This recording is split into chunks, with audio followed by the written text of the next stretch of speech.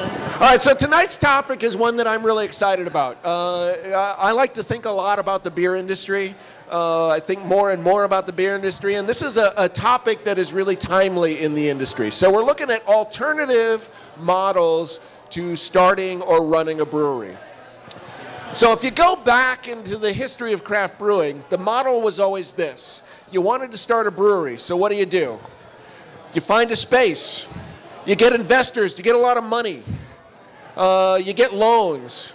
You buy a bunch of big, really expensive equipment. You start making beer. You look for draft accounts to get your beer out there in the marketplace. And then, maybe you can afford a packaging line right away, but probably not. So a little ways down the line, you buy a packaging line. You start putting beer in bottles and putting it on store shelves. That has been the model. That was Summit's model back in 1986. It was Surly's model in 2006. But now, with this boom in craft beer that's happening right now, and tiny little breweries starting up, credit is tight at this particular point in time still. It's harder to come up with funds. So brewers are starting to get really creative and finding ways, novel ways to open breweries or run breweries. So these include things like contract brewing, alternating proprietorship relationships in which multiple breweries share the same space and the same equipment. It includes nano brewing, which means, in my definition, breweries operating on a brew house that makes less than 3 barrels at a time. It includes breweries that sell their beer only from their own tap room. So they have no draft accounts. They have no beer and package on shelves. All these different kinds of models are being tried and tested right now in the industry. And those are the things that we are here to talk about tonight, alternative ways of running breweries. None of these things is without controversy or issues. There's a lot of controversy among beer drinkers about contract brewing. Is contract brewing a valid thing? Is it an ethical thing? Are you really a brewer if you're contract brewing? There's a lot of confusion around this alternating proprietorship relationship. There are questions about nano brewing. It's a challenge. If you're going to brew on that small a scale, in order to make enough beer to make money, you have to brew constantly. It's going to steal your life. So we want to talk about what these new models are, and we want to probe a little bit some of the questions and the issues that surround them. As always, I'm going to be out there with you all, so if you have questions for me, not for me, you wouldn't have questions for me. If you have questions for any of our panelists, just raise your hand at any point, interrupt me, do whatever. We will take your questions as they come. With that said, let me introduce our panel. We have, from the Lucid Brewery, founder and owner John Messier, founder and owner and head brewer Eric Bierman. From Bad Weather, we have founder and brewer Joe Giambruno. From Badger Hill, we have founder and owner and brewer Brock Kreckelberg. And I'm going to forget your last name again. I apologize. Okay. From Dangerous Man, we have John. Line Gang. Line Gang. He is the taproom manager. And sometimes brewer. And what? I brew sometimes now. And sometimes brewer. And then from Fulton, we have founder, co-owner Ryan Petz. And sometimes brewer. I'm McKellar. So what I want to do to kind of kick this thing off and get our conversation started is just to give you guys an opportunity to go down the line, introduce yourselves. You all know what you're here to talk about. So introduce yourselves and talk a little bit about what it is. What is the thing that you are here representing? We can start at either end of the line. I don't care. It worked the other way last time, so I know we get brewers get not confused. mess with success.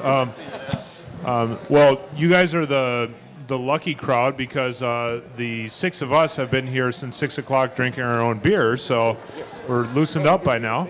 So as Michael said, my name is Ryan. I'm one of the founders and owners of Fulton Brewery. Just a quick backstory on our company. We started in 2009 after myself and my 3 other partners had been homebrewing friends and for about 3 or 4 years. And when the 4 of us decided we wanted to get into the business full time, we were really committed, we were really passionate, but we didn't have the money to pull together, and we didn't really have any experience to go to a bank or go to investors to say, hey, we're going to build our own brewery. So the way we got into brewing was through contract brewing. In 2009, we started contract brewing at Sand Creek Brewing Company in Black River Falls, Wisconsin. And for about the first 2 years of our existence, everything that Fulton made came out of Sand Creek. But meanwhile, we started to build our own brewery here in Minneapolis, downtown by Target Field. And at about this time in 2011, we opened up that brewery and started to produce our keg beer out of there. Meanwhile, we were growing pretty fast. And the other interesting thing that happened in that time frame was, I'm sure a lot of you are familiar with the Surly Bill or the taproom bill. I mean, there's a lot of taprooms out there now. That law didn't exist before the spring of 2011. So as we were building our brewery, the law changed and you could now have a tap room. And meanwhile, we had this downtown location and we were already working on it. And so, of course, we were like, well, if we can have a tap room, we're going to do it. I mean, there's a lot of great reasons to do it. But the major thing that changed for us is when we opened our brewery, we didn't start bottling there, too. We just started doing our keg beer because there just simply wasn't enough room. Bottling and more fermentation capacity takes up a lot of space. So since about this time in 2011, we've been doing our keg beer here in Minneapolis and our bottled beer still in Wisconsin. We actually moved from Sand Creek Brewing to Stevens Point Brewing, another bigger brewery in Wisconsin, where we currently do our bottled beer. But meanwhile, things have moved pretty quickly. We've grown faster than we expected, and now Fulton's going to be building another Minneapolis brewery, this time in Northeast on Lowry and 2nd Street. And when that opens about a year from now, 12 blocks from Dangerous Man, roughly, exactly. When that opens about a year from now, we are going to do almost all of our production out of that new brewery, except for what we do in our current brewery downtown, where we'll still have our tap room.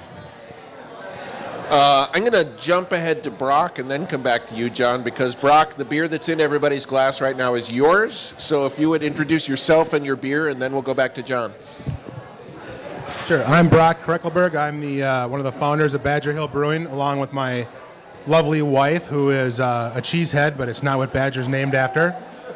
And my brother, and we just have a new partner who's now our head brewer, who has been working for Lucid for a while and brewing our beers. So there's 4 of us.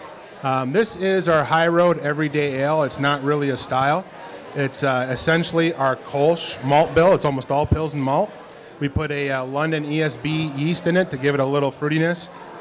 It's very low hop, 5% alcohol, but we dry hop it with as much hops as most IPAs do, with some New Zealand and Australian hops. So it has kind of this fruity character to it that is reminiscent of a British golden ale, but with a much bigger nose. So hope you enjoy.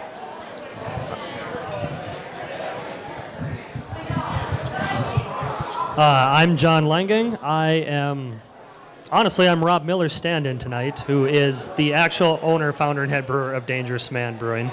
I am the tapper manager, and I've actually just started to brew not too long ago. As far as the company, we got started, we opened our doors to the public in mid-January of this year. It's been great ever since. It's been an overwhelmingly positive, and thank you to all of you that have been there. Experience for me and for you for Dangerous Man. We are a destination taproom or taproom only model. Our whole brewery was built around the taproom experience. We constantly have ever rotating taps. If we have a flagship beer, it would be our chocolate milk stout.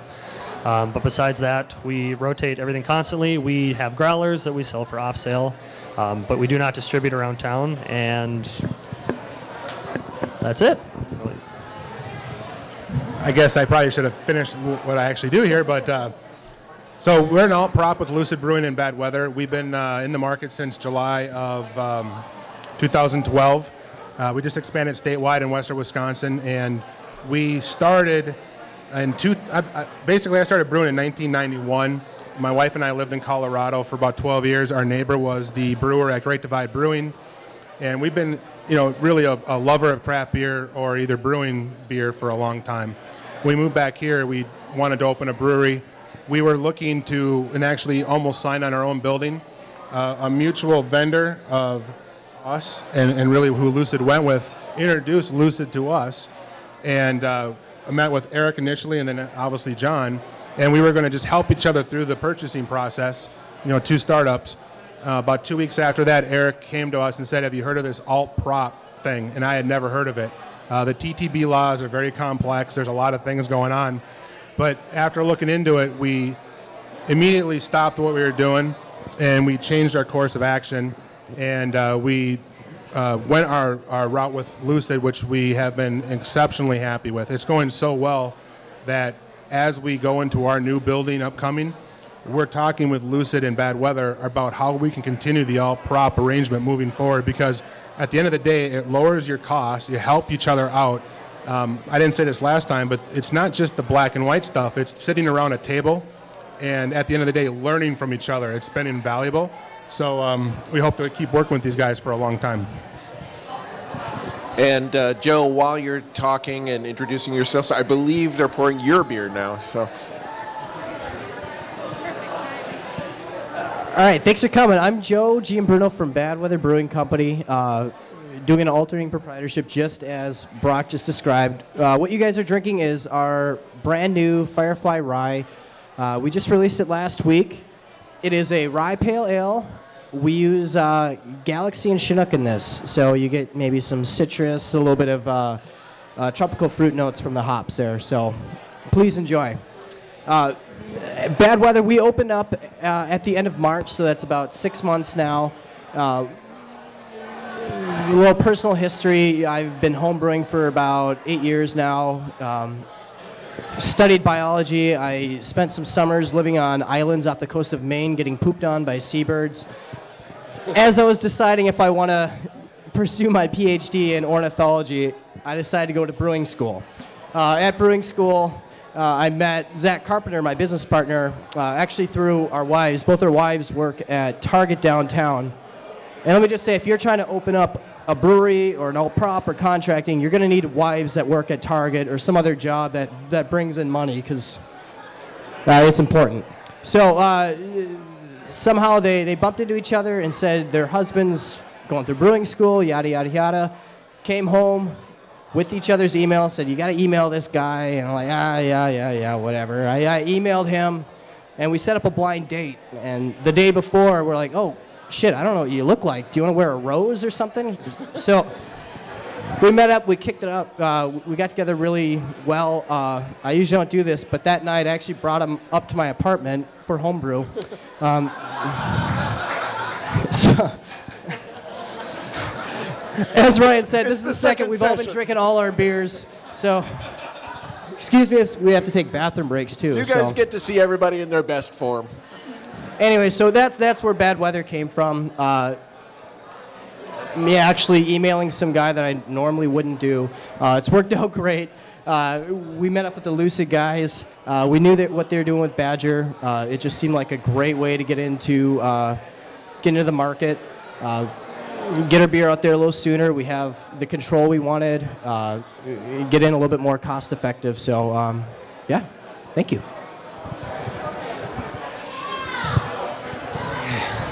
I don't know what the hell I'm going to say after that. So I'm Eric Bierman with Lucid. I originally I don't have any cool stories. When John and I met, we just met at Stubborn Herbs on a table and had a beer. We didn't wear flowers. Yeah, so I guess kind of a little bit of my background. You know, I was a longtime home brewer. Got a little geeked out, took some chemistry, went to the American Brewers Guild, floated out to California for a while to get some experience in brewing, and that's kind of where I got the idea of entertaining the ideas of alt prop, because it's a fairly common phenomena out in Northern Cali. So it's kind of where I was open to the ideas when I met Brock, you know, and what they wanted to do. So it's worked out good. My name's John Messier. I'm one of the owners and founders of Lucid Brewing. Thank you all for being here. It's going to be fun. Extra fun now, second session. So we started Lucid back in 2011. So we're almost 2 years old. It'll be 2 years in November that we did our first sale. We partnered up with Badger Hill in July of 2012 was when they did their first beer, and then with Bad Weather in March of this year. So we started out with a plan to be collaborative with our brewing process. We both come from a home brewing background where it's all about sharing your recipes and your beer with your friends. And when we started out with these guys, we said, let's come up with a solution that we can put together a bunch of breweries in one place, maximize our money on the best equipment that we can at the time, and grow each other's business till one of us can move out. Badger Hill is going to be building a big old shiny brewery pretty quick here, I hope so. And then the real nice thing, like Brock brought up, is it goes beyond just who can help us like make things work. It's a friendship, it's a partnership.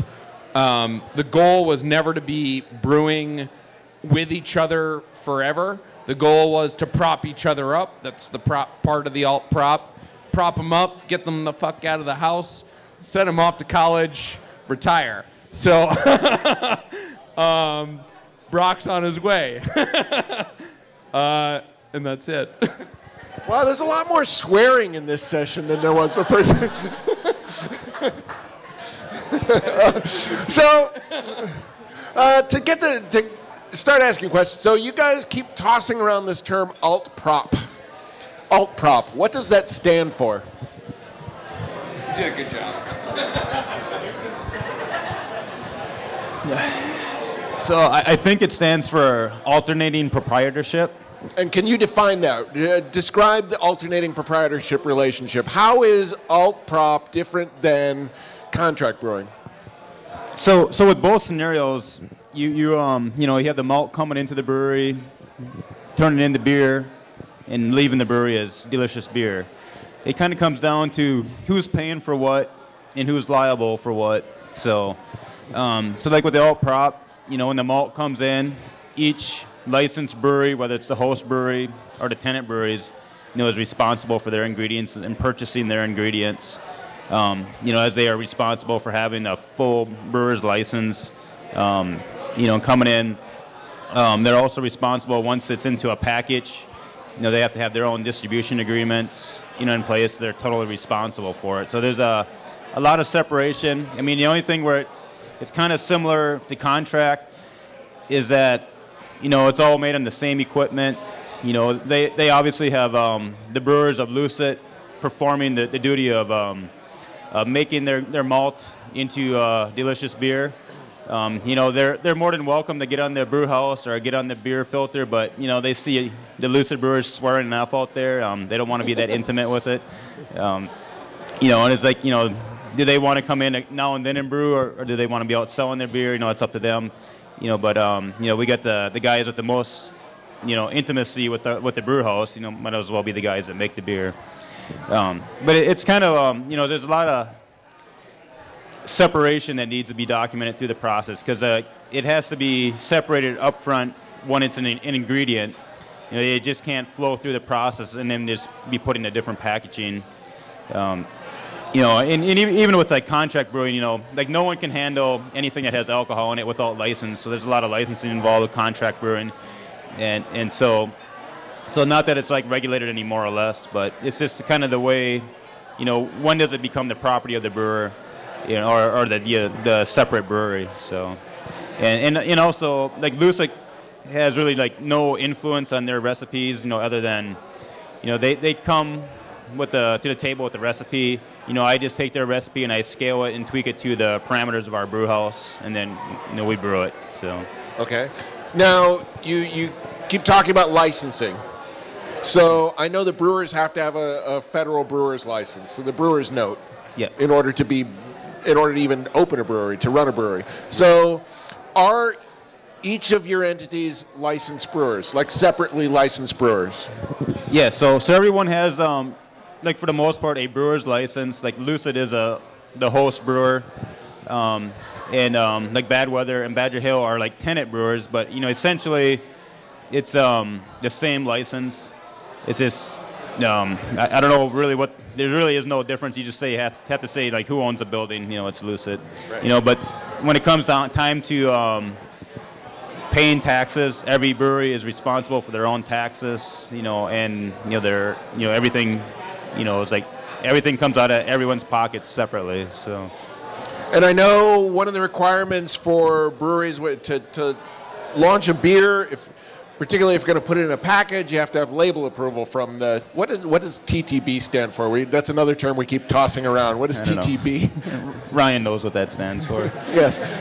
I knew it earlier anyway. The TTB is the Alcohol and Tobacco Tax and Trade Bureau. I think it used to be the ATF, but that is the federal government agency, which isn't our government shut down right now? Like, do we have to pay our taxes? Yeah. No taxes. So taxes are done. That's nice. But free beer.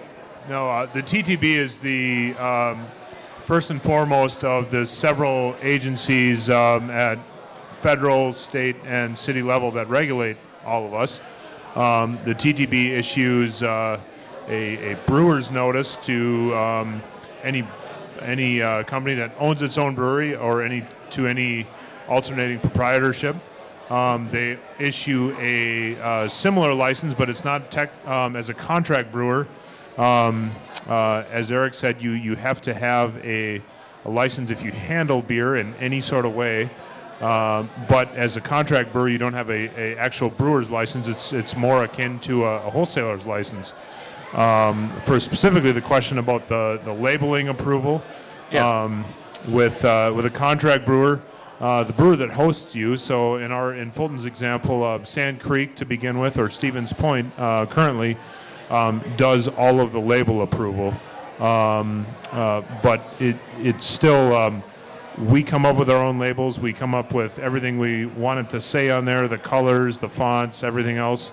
And then Stevens Point hands it off to the government. The government either approves it or rejects it. And then if they reject it, it kind of comes back through Stevens Point to us. Whereas I think with an alternating proprietorship, each of the individual, whether it's Badger Hill, Bad Weather, or Lucid, all do that entirely themselves between them and the TTB. Yeah, so just to clarify, anybody who wants to put a beer out has to have their label approved by the TTB. So it has to be submitted and approved. And also recipe formulations, yes?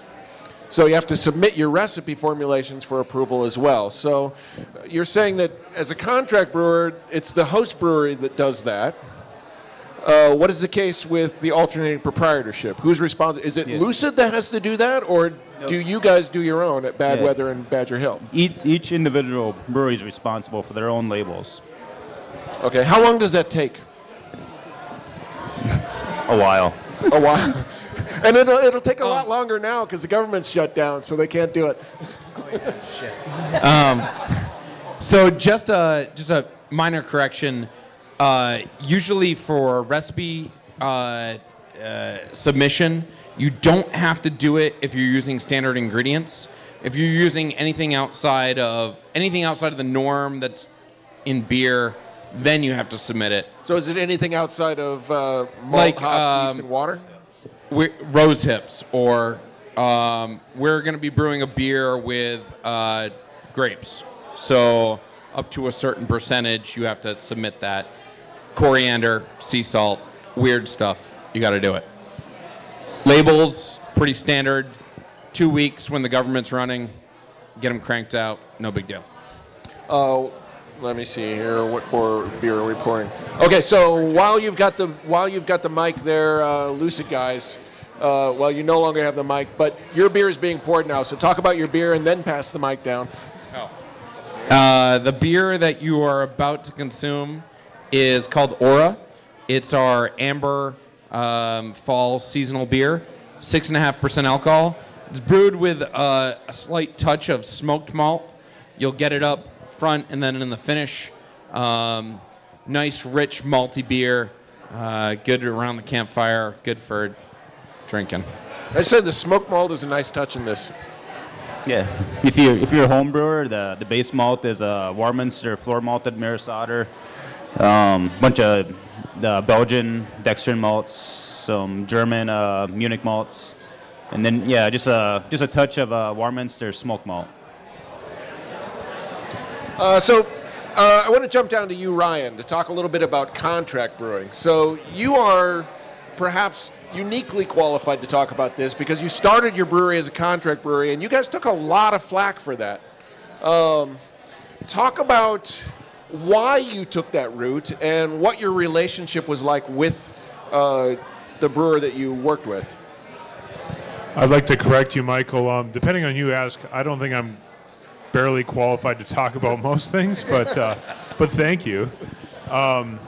With Fulton, I told a little bit of our backstory before. Contract brewing is the reason why we exist today, and it's we don't exist to contract brew, but we exist because there was an opportunity to contract brew. So when we decided to start our company, it was we just wanted a way to get into the business, and we always had this vision of building a brewery here in Minneapolis. We started homebrewing in a one-car garage in South Minneapolis. We moved to a two-car garage. The idea was we wanted to start our business here in Minneapolis, but we couldn't build a brewery here right away. So contract brewing was a means for us to get in. Anybody up on this stage will talk about the hundreds and hundreds of thousands of dollars of it costs to start a relatively small brewery.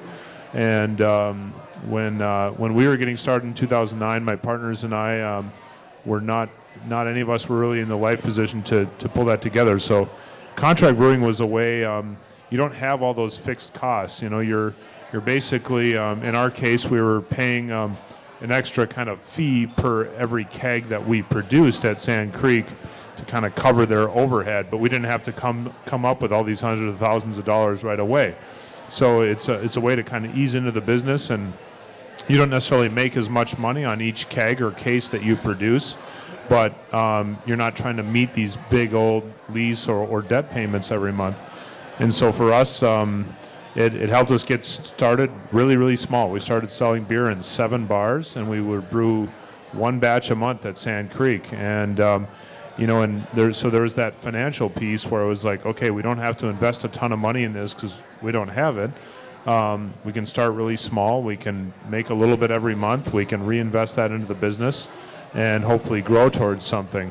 But the other important piece of that is that we're all home brewers. We had myself and my 3 other partners had a good combination of skill sets, but we didn't have professional brewing experience at that time. And so my partner Peter, who was doing some of the coursework at the Siebel Institute for Brewing, was able to become basically a brewer's apprentice at Sand Creek, where we were contracting. And so every week he would be there brewing our beer and learning from the brewmaster, learning from the other experienced brewers. And so that was not only our kind of financial into the business, but also a way for us to get experience, to learn about the professional brewing process, brewing on a larger scale, and also a way for us to kind of think about how we wanted to design our eventual brewery. So that helped us get into our first brewery that we built a couple years in. And now it's also, since we kind of built a brewery that was maybe a little bit too small in the beginning, has helped us continue to grow beyond. The brewery we have here in Minneapolis is about 65% of everything Fulton makes. But that additional amount that we're able to brew at at Stevens Point now is something that's helped us continue to grow and kind of expand our market a little bit, and it's what it's helping us grow into our new brewery that's going to open about a year from now.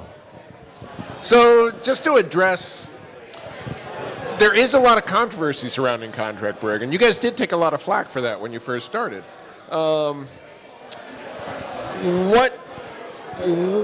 What would you say to people who would claim that someone who contract brews, who does that, is not a brewer?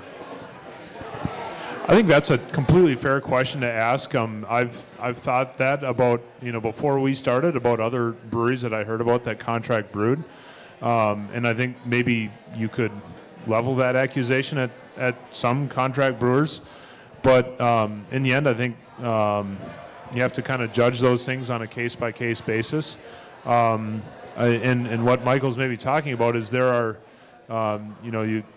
sometimes you hear them referred to as beer marketing companies, and there are some people who want to start a beer company but don't really want to be involved in actually making beer, don't know about making beer, don't actually maybe care about as much about beer as, say, anybody on this stage does. But we're definitely we started as a contract brewery, and we definitely still are one. But we think of ourselves as people who are very passionate about brewing. We care a lot about the beer we produce, and we think we know a fair amount about brewing. And we definitely endured some of those criticisms to begin with, because people asked, who are you? Are you really involved in making beer? Do you know anything about making beer? Or are you just having another brewery make some beer for you and stamping your name on it? Now that we have a brewery here, and we've been brewing there for a couple of years, I think a lot of that has gone away. But there are some examples where that's not necessarily the case, and I think people are, it's a fair question to ask, because I guess the one thing that for us, we always wanted to be very genuine in saying what we did. From the day we started, we're very clear that we're all four of us partners live here in Minneapolis. We sell our beer here. This is where we're from, and this is what we're about. We don't make it here yet, but we're very open about the fact that we contract brewed. Whereas I think sometimes there's with other companies there's been some kind of an air of deception about that, which I think is unfortunate. We never wanted to be that way, but I think you've seen that. I don't think with anybody locally necessarily, but sometimes there are other big brewers or big brands, I should say, that have put their name on something but don't really have any tie to making the beer. So let me just raise a question, and maybe, John, you want to address this, because we had talked about this in the break between. So just to play devil's advocate here, going off of what Ryan was talking about, with holding companies, in essence, beer marketing companies, contracting beer out to somebody else, if the beer is good, is there necessarily a problem with that? Well, I think the kudos for good beer has to go to the brewery. And, we are not marketing companies. We like to make beer. We have a little bit of sales know-how and a little bit of marketing. Kind of throw it all together, slap it on a bottle, and send it out. A marketing company can, I think, take advantage of a lot of breweries. It's very easy to say, let's throw a ton of money into a brand that we know is going to work, and let's sell the hell out of it. We saw it the first beer bubble. There was a lot of that happening. I don't think we're going to see as much of that happening now. Small companies like Lucid and Fulton and Badger Hill and Bedweather and Dangerous Man, we can't really take that kind of risk where we're going to take a lot of money to brew somebody else's beer and pray that it works. It is a valid thing to get out there and make it happen, but in the end, it really takes away from the brewing community, and it's kind of an unfortunate thing. How we see ourselves differentiating from that, we partner with Badger Hill and Bad Weather, and the way that it works for us is we vet them very closely. We're friends, we're partners. We know their heart and soul is in Minnesota. They're here to brew beer. They're here to establish breweries that sustain the thirst of their community, and someday have their own brewery.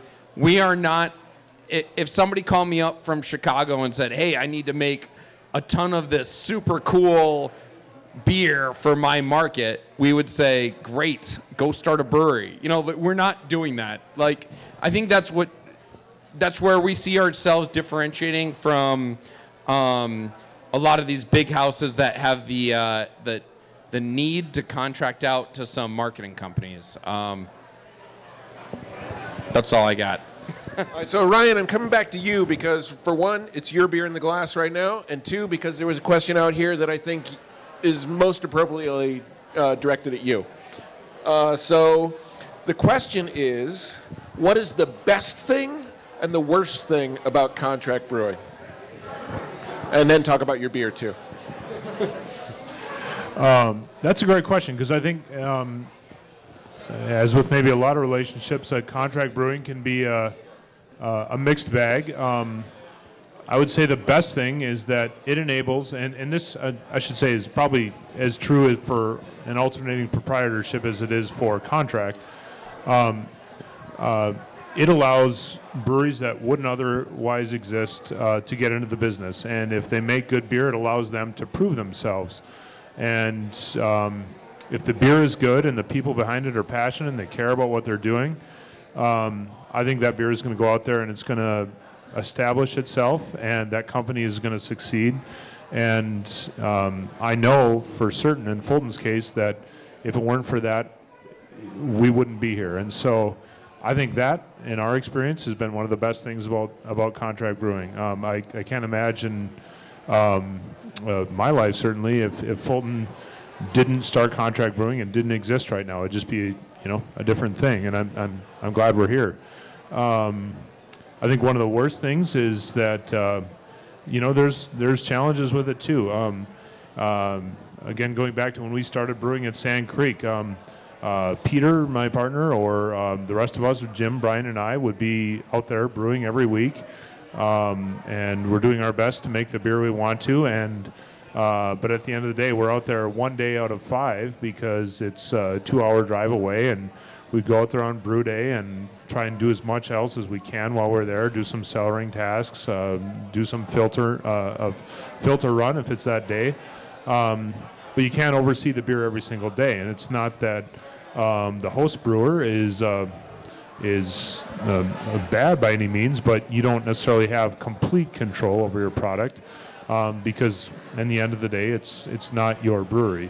That sometimes can be a bad thing for beer quality or consistency, not necessarily, but I think one of the other bad things about it is that you will catch a lot of flack. I mean, like you said, Michael, we caught a lot of flack for the first couple of years, and it wasn't really enjoyable. So that's a bad thing. But in the end, I think the good outweighs the bad because it's again, I think it enables breweries that maybe don't have all of the means to put together their own brewery to get started in the industry, and at that point, it's not the the breweries that exist aren't decided by who has the money to play the game. It's decided by whether or not people like the beer. And if the beer gets out there and it's good, it doesn't matter as much where it's made. It matters that the beer is good. And if the beer is good, then the brewery that is a contract brewery might succeed and continue and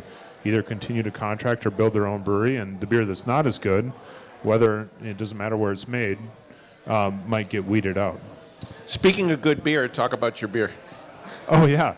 I'm glad you said good beer. Thanks, Michael. I saw a segue there. Michael's an expert on beer, so that's a compliment to me. What you're all drinking right now, or getting poured right now, is the Libertine. It is Fulton's fall seasonal. This actually dates back to our oldest homebrew recipe that we kind of made the jump from brewing kit beers from Midwest Supplies and Northern Brewer. We kind of went to both of those stores quite a bit into customizing our own recipes. And so we'd always liked this idea of a really hearty imperial red ale, you know. So there's not as many good malt-driven red ales out there as I'd like to see. A lot of them are really hoppy, and I like really hoppy beers too. But my partners and I thought, you know, when I think of a red ale, I think of just a really rich kind of malt-forward beer. So we thought, well, if there's not one exactly like we're thinking of, let's make our own. So we came up with the Libertine. The Libertine is it's about 8.5% alcohol, so it's definitely got some backbone to it. Very malt forward. It's we use Maris Otter malt, similar to Lucid's Aura. Ours is from Simpson, also out of the UK, and this between the combination of the Maris Otter, and we also use about 10% rye in this beer. It gives it a really unique malt bill, and incidentally is the most expensive beer we make. So somebody didn't do the math before we started selling it, but it's okay. That's not what it's about. We're trying to make the beer that we want to make, and we're really happy with it. All right, I got one more question for you, Ryan, and then I'm going to come to you, John. So when we're talking contract brewing, I know there are a lot of different kinds of relationships between the contractor and the host. So ranging from what we were talking about, the holding company, the marketing company that just says, make a beer for us, I don't care what it is, to something akin to what you guys were doing, is going out and really making the beer yourselves and tending to the beer in this other facility. Sometimes you have control over what your ingredients are, sometimes you don't. Talk a little bit about the range of possibilities in the contract relationship. I think you identified it pretty well. There's both contracting and alt props are legal definitions defined by the TTB. And there's some distinctions between them, but in the end, as far as how the beer is made and how the company operates, there's not necessarily a lot of difference. There's a few legal things that have to happen differently, but who makes the beer, who's got the boots on in the brewery, who comes up with the recipes, who orders the malt, the hops, the yeast, it's pretty much undefined. And so in our company's experience, starting out at Sand Creek, we ordered the hops. Fulton did all of the hops purchasing, but Sand Creek purchased all of the malt and the yeast. And it worked out because we used the same malt and the same yeast, or the same base malt and the same house ale yeast that they did. And then as we moved on to Stevens Point, we still purchased most of our hops, but they stocked some of the hops already for their own beers, so they let us just kind of buy out of their supply. And we actually at that time switched our base malt to the one that they use, which is what we now use here in Minneapolis too, because it's who they supplied it from is very similar to the other one we use, but just a different supplier. But in both cases, either way, we had the option to use the ones that we wanted. Neither of those brewers said you can't use this malt or you can't use these hops or this yeast for that matter. We had complete control of that. That is definitely not always the case. Some breweries, some contract brewers, I should say, who allow contractors like Fulton to come in, might not be that flexible. So they might only allow yeast would be the definitive example in which yeast can be a dangerous thing in a brewery if you get the wrong one in there, and some brewers don't want different types of yeast other than the ones they already have in-house to come in there. They might say for malt, for example, well, these are the malts we get in bulk. You have to use these for your bulk malts because we don't want to handle 50-pound bags. We're used to 50,000-pound silos.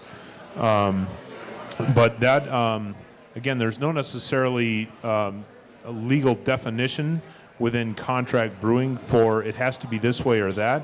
It all depends on the relationship. And so for us, we've always had complete control over the recipe. The one thing that we haven't had complete control of is just some of the packaging things. As we started bottling, in Stephen's point, we had to use their specific kind of die lines for the shape of our six-pack carriers, our cases, and our labels. And it didn't end up being a big deal. They were, not real restrictive to us, but there's enough equipment requirements that they didn't want to have to do is really labor-intensive changeovers just to run a label of a slightly different shape, for example. So, but I think to your question, I mean, it can be completely variable. So a question from over here, and then I got one over there. Over here, how do you protect your recipe from being stolen by the host? Anyone else? Brock, you've stolen a few recipes. No, we have pictures of Eric and John in very compromising positions. And so social media is the way we protect it. No, and craft brewing is a high tide, floats all ships, and Minnesota is probably at the forefront of that. It's not going to happen. We make different beers and not worried about that at all. So it's just not even an issue, at least in our minds. All right.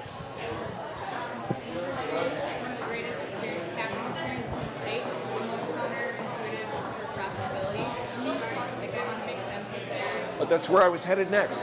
You gave me the segue. So she gave me the segue into Dangerous Man. So, you guys have bucked a couple of models here. So one is the idea of having a fleet of flagship beers. So your 4 or 5 beers that you make constantly, and then a couple of rotators. You have basically one beer that you make all the time, and then everything else rotates. The other is that you don't sell beer outside of your tap room. You don't have distribution. You don't put beer on shelves in stores. You don't have tap accounts around. So those are the 2 models that you're sort of destroying. So address talk a little bit about the first one first, not having flagship beers, because you got people.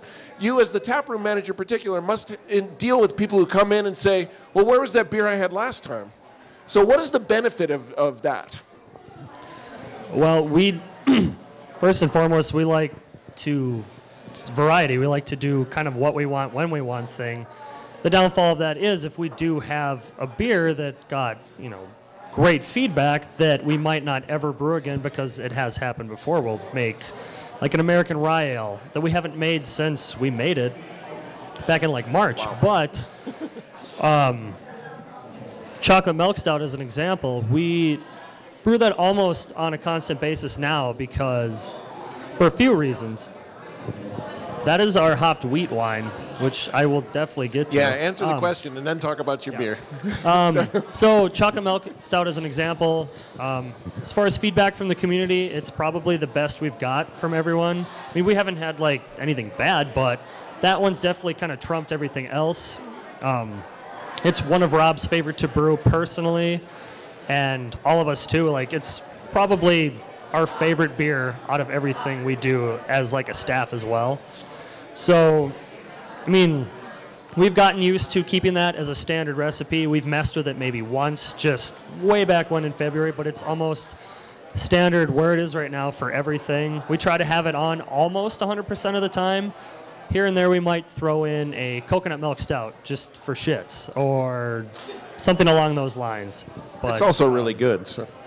Yeah, we've had a couple iterations of that.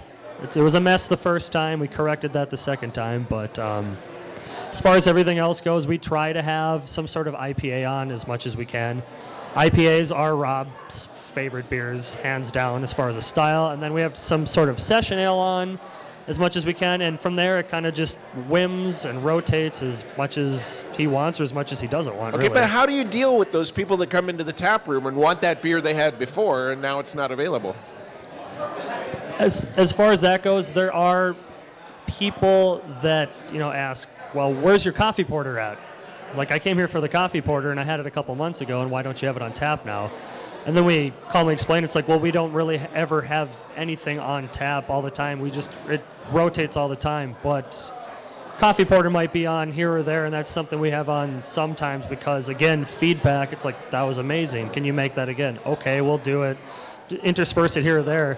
As far as, like, in general, we haven't had really yet a super negative response of people saying, I can't get this beer. Why can't I have this beer? It's just here and there we try to mediate that by being like, okay, this IPA might not be the same IPA as we've had before, but we've tweaked it here and there. It's Australian hops. It's American hops this time. It's German hops. It's every hop we can get a hold of.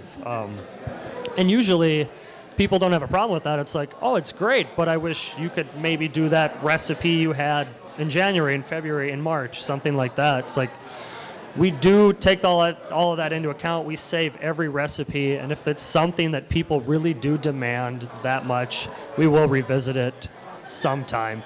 But Rob and really all of us have so much we want to get out yet, so much we want to do that revisiting some of these styles that people do really want, barring the chocolate milk stout, of course. It might take a while, but we will get back to it. Like, personally, our first IPA we ever did was probably my favorite. And a lot of us on staff and really a lot of other people in general. So we probably will make that one again and things like that. We just kind of have these things starred in our kind of portfolio or recipe book. It's like we have to do those again. We really have to. But so far, it's just our flagship, and I say that with a grain of salt, is the chocolate milk stout. But we really are trying to get it on tap 100% of the time because there really is that much demand for it, and we really do, as a staff and as a company, love it too. So we're trying to get there. So tell us about what we're drinking right now. You are drinking our wheat wine. It's our first attempt at a wheat wine. As far as malt bill, it is almost half Pilsner, half red wheat. And we did throw a tiny bit of light Munich in there for a touch of color, not much of a touch of color, and then a little bit of flavor too. There also is a considerable amount of dextrose in there to dry it out and to boost alcohol content. It is at 9.6%, so be careful, and it's 7980 IBUs. So. All right, so the second half of the question is about the taproom only business model. So that's kind of counterintuitive in terms of past models of running a brewery. The idea is you get beer out on shelves, you get beer out in tap rooms, you're in bars, you get accounts out there in the marketplace. You're only selling beer in growlers or draft in your own place. So what is the benefit of that? How do you stay afloat? Besides the whole varieties, the spice of life thing, it cuts out the middleman. We don't have a distributor. We control everything from recipe formulation to how it's brewed to how it's packaged as far as growlers go. So we kind of control everything that way. We're not beholden to accounts. We don't have to have a flagship on tap all the time to stay at a certain account here or there. It's just, as far as that goes, we have the freedom to do what we want when we want, but the complete control part is we could control everything. As far as the only packaging we do, which is the growlers, we do that all in-house. We manage all of that as it goes out the door. So there's just no middleman for us. But as a business model, it's hard to understand how do you make that work if you're not selling your beer in a broader marketplace? How does the brewery sustain itself? Well, and I mean, since we opened, all of us, and Rob included, had no idea the positive experience, the overwhelming support from the community that the tap room experience has been. He built this whole thing with the idea, everything from top to bottom, that the experience would be in-house. The whole bar, the whole space, everything was designed with that in mind. Since we don't distribute anywhere, everything's in-house. He wants the experience to be there. He wants you to come there and have a pint there. And maybe if you enjoy said pint, you'll buy a growler of it, if we do have it, and then go home with it, maybe drink it, share it with friends and family or whatnot. But everything was solely designed around the space as is. And I mean, we're doing great. As far as, I mean, everything we do goes right back into the brewery. We have enough to, cover our own costs and buy more ingredients, keep going here and there. It's great, really. We haven't really seen any hiccups from not distributing outside of our own place as of yet. I mean, that could change, but as far as, I mean, we only started in January, so we're pretty young yet, but everything's been great so far. We haven't really had any overwhelmingly negative effects from being a taproom only model. I just wanted to answer that question from a consumer perspective, and that with the taproom only sort of business plan, I think you're seeing, I've stood in line for an hour to get into Dangerous Man. And I think there are a lot of consumers who are doing that because you can't get it anyplace else. And you will stand in line at the beer festivals, and you will stand in line and try and get in there on a Saturday afternoon to have a couple of pints, and you'll fight for it. And there's a little bit of supply and demand happening there that's making, that is part of what's leading to the success of Dangerous Man, just from a consumer perspective. Do you guys have any other questions? Questions, thoughts, comments? What do you want to know? What do you want to say? Can I just address this on the opposite end of the spectrum? Lucid, Badger Hill, Badweather, we do not have a tap room. It's a really difficult legal issue to make us all put our beers on tap in one place. Again, we're all partners. If you come down, you can get a tour with all of us individually. We do different days. You can buy growlers, soon to be from these guys as well. But the taproom thing is really difficult for having 3 breweries in one place because it would require whoever was serving the beer to be buying it from the other brewery at that time. And since we are not a bar, there is no license for us to buy beer from a brewery or a distributor. So if it would be a Lucid tap room, then there would be no Badger Hill or Badweather on tap, which would be terrible. So we're not going to do that. These guys are our buddies. We want to sell their beer as well. So we're probably that, that strange point on what's happening in the brewing industry right now. We do not have a tap room. You can come and have samples, buy a growler. You can't buy a pint. We don't have chairs. You have to stand and walk around. It's good for you. You're gonna burn off all those calories, but yeah, if you hang out long enough, you can fold 6-packs. No, for us, we looked at it as the complete opposite of it. I love going to Dangerous Man and being there and drinking that beer with the people that I know and having a good time. But there's people who don't live in Northeast as well, and the key to getting them good beer and expanding the industry of local beer is distribution. So how do you get good beer at your buddy's cabin in Alexandria? Are you going to drive up like a truckload of beer? No, like you need like a liquor store up there to carry it. So it's a completely different model.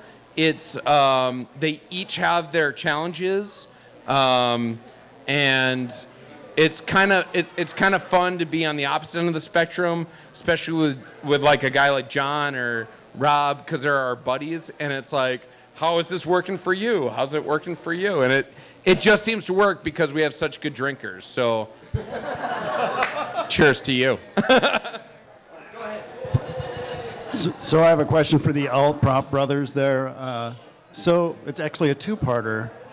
Do you share anything other than just the assets, say like a brewmaster? And Eric, what's your real last name?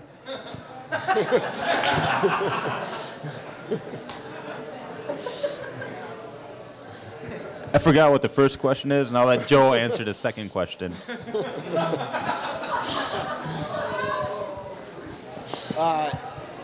He did change his name to Bierman when he started Lucid Brewing. But Is that right? No. I think actually he was born with that. So, but the first part of the question, do we share anything? I mean, yeah, as Badger Hill for MSB, we share the same yeast with them. That's different than the main yeast that we use. Hops, we kind of buy our own thing, but here and there we've picked up stuff from Lucid, picked up stuff from Badger Hill. Stuff like that. Bottles now that both these guys are in bottles. We'll be in bottles. Shameless plug in probably 2 weeks, 3 weeks. It's in the fermenter. Things like bottles, yes, we share that, and so we can get a better price for it. Brewmaster. Do you share the same brewmaster? Brewmaster? Yes, so usually how it works is these guys will bring their recipes. I mean, they'll test batch them, get the profiles developed on what they want this beer to be. And, and I'll sit around the difficult task of, drinking beer with them and, figure out, as they explain their beer, what they want it to be. And usually the first, I'll take their recipe and scale it up to our brew house and to the efficiencies and characteristics of our brew house. And usually the first few batches, we will welcome these guys into the brewery. They're there hanging out. So we'll put them to work and actually sample from the fermenters every day, as the beer develops to see how it mimics their test batches. And, and as it moves through the process, anything feedback we can get from them that it meets their profile of what they want it to be, and then we'll tweak the recipe a little bit here and there if we need to. So in theory, they're each their own brewmaster. But in practice, I tailor the recipes just to our specific brew house for them. So, all right. So first, I just want to say I'm going to come out there one day and get an individual tour from each of you. I want 4 tours on the same day, with the samples that go with each one. No. I don't care. That's only like 25 beers. I don't care if there's 2 Lucid people. I want 4 tours. Bad Weather charges $20 for the tour. So. All right. So we got 2 questions out here, and then we got to cut this thing off. So let's go to you first. It should be quick. For Dangerous Man, I'm wondering if with this taproom only model, are you thinking about distributing in the future? Is this your model and you're going to stick with it, or are you kind of going to see how it goes? Well, I can't technically speak for Rob, but I know he has tossed the idea around, a few times, and if that does happen, it'll be honestly a couple years down the road. We want to get some sort of expansion going just for what we're doing right now. We're at the hilt for doing everything we're doing right now. We're just pushing everything out as fast as we can and trying to just manage it that way. So if we do, it will be a couple of years down the road.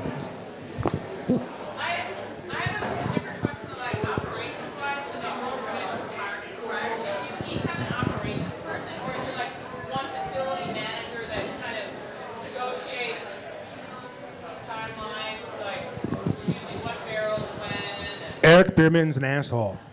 No. I pull monkeys out of my ass every single day. No.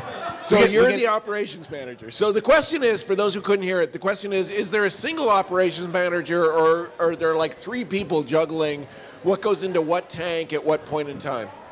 No, so these guys tell me their dreams and wishes, and I give them reality. So basically, you're the operations manager. Yeah, I'm kind of the asshole guy because we only have so many tanks, and we only have, thanks to Badger, we have a bottling line, but it's only one bottling line, and they communicate out as far in the future as they can what they need for production levels, and they do have guaranteed minimums that we meet those needs, but sometimes, some days, it's I love those Badger guys, but man, I can't wait till they move out and I have more fermentation capacity for Lucid. But so it's a great juggling act. It's a great problem to have, that everyone's busy and you have to deal with those problems rather than we're all playing cribbage or something. Yeah, we have a cloud server. We try to schedule about 6 weeks ahead of time. One of us is in there pretty much every day, usually my wife.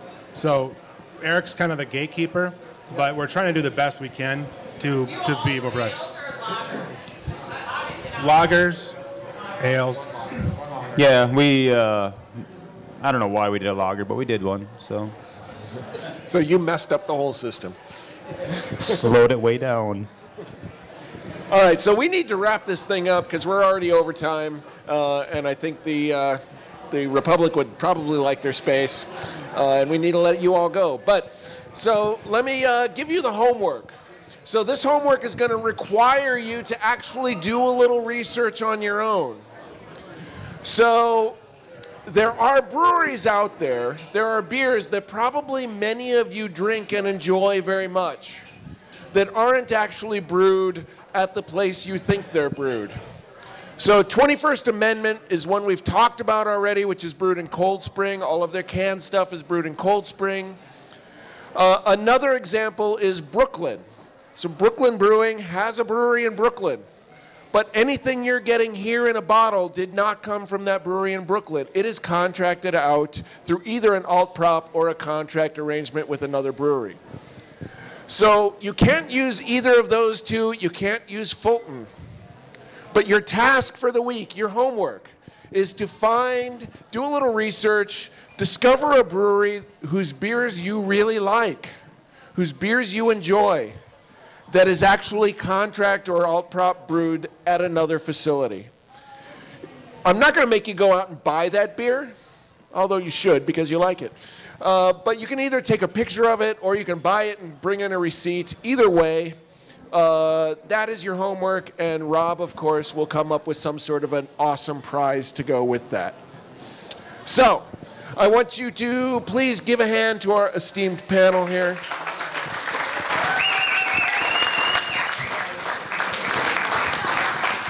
And we will see you all next week. I do not remember what the topic is, but I'm sure it will be thrilling. So, thank you all for coming tonight. Go! Beer!